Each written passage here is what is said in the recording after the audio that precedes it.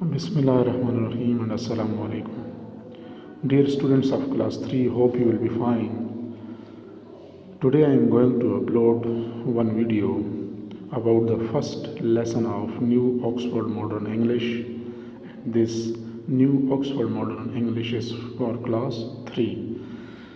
So today we will discuss the first chapter of this book. As you can see, the name of this book for class 3 is New Oxford Modern English.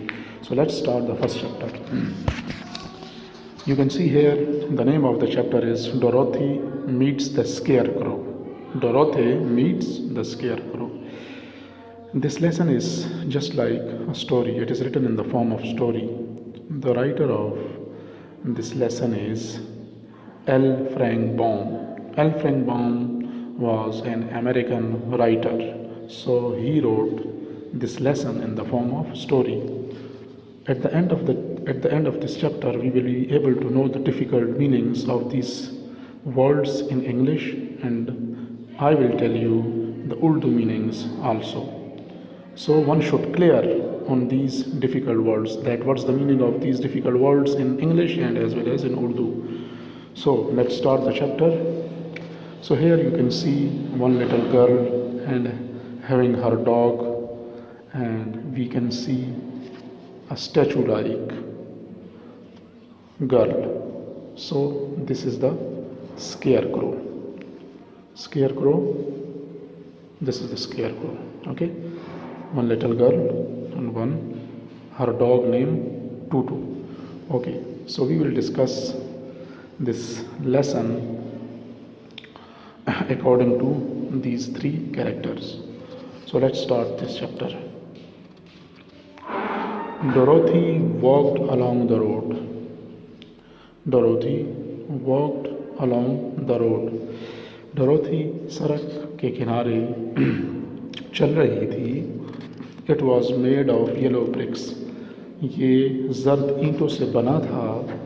When she had gone some miles, she needed to rest. जब वो कुछ फासला चली, कुछ मील चली, तो उसे आराम की ज़रूरत पेश आई. जब उसने कुछ जो है फासला तय किया माइल्स में, miles 1 mile is equal to 1.6 kilometer. As my dear kids, you should supposed to know that 1 mile is equal to 1.6 kilometer. So जब उसने कुछ फासला तय किया तो उसे कुछ ज़रूरत पेश हुई. उसे क्या ज़रूरत पेश हुई? उसे थकावट पेश आई. उसे क्या हुआ कि वो थोड़ी सी थक गई. जब वो कुछ फासला, मतलब फॉर एग्ज़ाम्पल हम चलते हैं तो हम बहुत ज़्यादा चलते हैं तो थोड़े से थक जाते हैं. जब इसका मतलब यहाँ पर ये है कि जब वो चलते उसने कुछ जो है फासला तय किया तो वो थक चुकी थी. उसे थकावट महसूस हुई. ठीक है, okay. She climbed to the top of the fence beside the road and sat down. उसने क्या किया? वो बाड़ पर चढ़ गई. फेंस मीन्स बाड़. यू कैन सी दिस बाड़. ओके, जो कि सड़क के साथ में लगी हुई थी और उस पर बैठ गई, चढ़ के उस पर बैठ गई. ठीक है. हर dog Tutu was also tired. उसका कुत्ता जिसका नाम टूटू था वो भी थक चुका था. He lay down on the ground by the fence. वो ज़मीन पर लेट गया बाड़ के साथ ही. पहले वो बैठ गया, बाद में क्या हुआ? वो जो है पहले जब वो थक गया था तो वो जो है उस बाड़ के साथ जो रास्ता है, जो रोड है, उस पर लेट गया. यहाँ पर आपको लेटा हुआ ये नज़र नहीं आ रहा, तो ये क्यों बैठा है मैं आपको आगे इसको बताऊँगा. ठीक है, okay. There was a large cornfield on the other side of the fence and in the field there was a scarecrow. वहाँ पर एक बहुत बड़ी अनाज की फसल थी दूसरी तरफ बाड़ की दूसरी तरफ बहुत ज़्यादा बड़ी अनाज की फसल थी. ये कहते हैं, देखिए ये अनाज है, इसको हम बाजरा वगैरह कहते हैं, सिट्टे वगैरह भुट्टे वगैरह, जिसको हम उर्दू में उसको कहते हैं भुट्टे वगैरह, आप लोगों ने खाए होंगे। कॉर्न, इनको आप तोड़ के ले आते हैं, इनको जो इनकी जो दाने अलग अलग करते हैं, ठीक है, तो उनसे जो होते हैं ना मुख्तलिफ़ किस्म के वो जो आप दाने वगैरह भूनते हैं और उनसे जो फूल की तरह सफ़ेद सफ़ेद हो जाते हैं कॉर्नस वगैरह, और वो आप लोग खाते हैं, ये वो चीज़ है, ठीक है। तो ये जो है ये यहाँ पे इनकी फसल है, ठीक है। तो उस फसल में उन्होंने क्या देखा कि एक स्केयर क्रो, एक पत्ता नुमा एक चीज़ भी खड़ी है। स्केयर क्रो मीन्स डरावना पतला, जो कि परिंदों के लिए लगाया जाता है, जैसे कौवे, कबूतर, चिड़िया वगैरह उस फील्ड को ख़राब ना करें।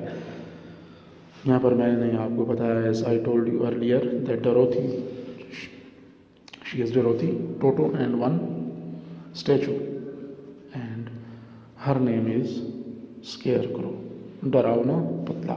सो in the field there was a square crow.